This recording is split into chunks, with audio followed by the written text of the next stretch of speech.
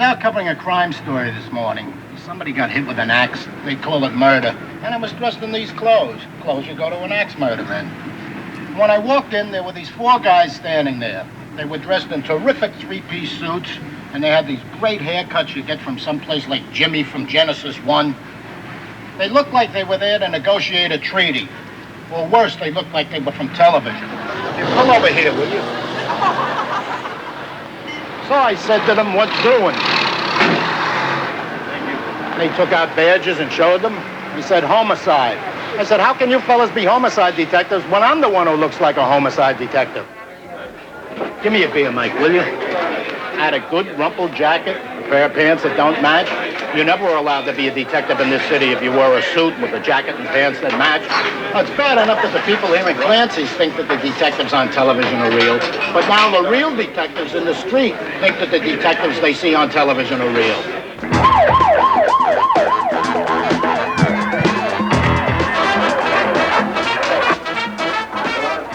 See how TV has ruined the squad room?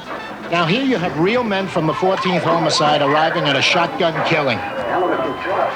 The victim is splashed all over the walls. And here's the 14th Homicide dressed in three-piece Pierre Cardins. This is Detective William Clark. He is about as good a homicide detective as any big city ever has had. And look at him. Hollywood. Have a nice day. The policeman out there, when he calls for a detective at the scene, he expects and deserves somebody coming out there that looks like he represents the police department and attorney and the government of the city. He actually means that. At the same time, he's responsible for a depressing new style. Cops who rummage through the bushes for evidence dressed like they're doing a screen test, or even worse, the 6 o'clock news. I don't mind television ruining kids so much. Half of them don't know how to read anyway. But when television corrupts decent crime, and the detectives who are supposed to be solving the crime at the bar, that's when I let out a yell.